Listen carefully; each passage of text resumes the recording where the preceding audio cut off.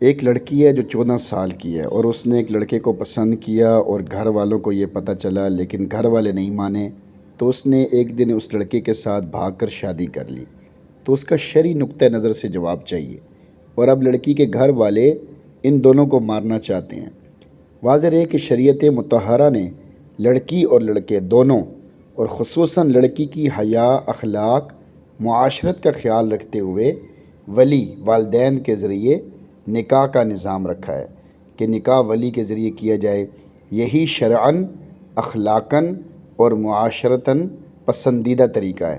لیکن اگر کوئی نادان لڑکی یا لڑکا جو کہ عاقل بالغ ہیں خود ہی والدین کو لاعلم رکھ کر خفیہ طور پر شرعی گواہوں کی موجودگی میں نکاح کریں تو نکاح ہو جائے گا، دونوں میاں بیوی بن جائیں گے، لیکن یہ نکاح از روئے شرع ناپسندیدہ طریقے پر ہوا ہے۔ نیز اگر لڑکی نے جہاں نکاح کیا ہے اگر وہ شرعی اعتبار سے کفء برابری کا رشتہ نہیں ہے تو اولاد ہونے سے پہلے اولیاء کو یعنی والدین کو نکاح فسخ کرانے کا حق ہوگا۔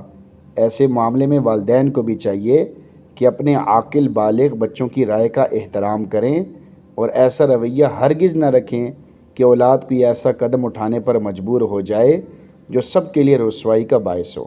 صورت مسئولہ میں اگر مذکورہ لڑکے اور لڑکی نے مجلس عقد میں شرعی گواہوں کی موجودگی میں نکاح کا ایجاب و قبول کیا ہے تو یہ نکاح منعقد ہو گیا ہے اور دونوں میاں بیوی بن گئے۔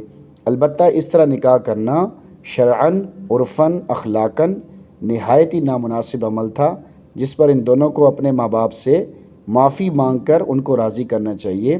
نیز غیر کفء میں نکاح ہونے کی صورت میں لڑکی کے اولیاء کو اس کی اولاد ہونے سے پہلے نکاح فسخ کرنے کا حق ہوگا۔ اگر نکاح کفء میں ہو تو والدین کو چاہیے کہ اب نکاح ہو جانے کے بعد بچوں کے احوال کی اصلاح کی کوشش کریں۔ انہیں مارنے کے درپے ہونا عقل مندی بھی نہیں ہے اور شرعاً جائز بھی نہیں ہے۔ سمجھداری تو یہ تھی کہ بچی کو آزادانہ گھر سے باہر نکلنے اور آزاد ماحول سے روکا جاتا۔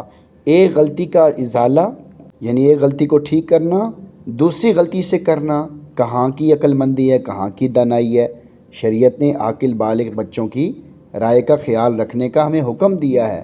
بروقت حکمت کے ساتھ اولاد کو سمجھا دینا چاہیے تاکہ وہ اپنے دل کی چاہت بجائے دوسروں سے کہنے کے والدین سے ہی کہہ کر سکون محسوس کریں، اور والدین اگر رشتہ مناسب نہ سمجھیں تو انہیں پدرانہ و مادرانہ شفقت سے یعنی باپ والی شفقت سے، ماں والی شفقت سے نوازتے ہوئے ان کا بھلا سمجھا دیں۔ یوں جانبین سے اعتماد و محبت کی فضا قائم رہتی ہے اور عموماً اولاد ایسے قدم نہیں اٹھاتی جو شریعت کے خلاف ہو اور دنیا آخرت میں ان کے لیے ندامت و بربادی کا سبب بنے۔ اب بچی نے نادانی میں یہ غلط اقدام کر لیا ہے تو بڑوں کو انہیں مارنے کا نہیں سوچنا چاہیے۔ آگے پھر احادیث سے اور بڑی کتابوں سے دلائل دیے گئے ہیں۔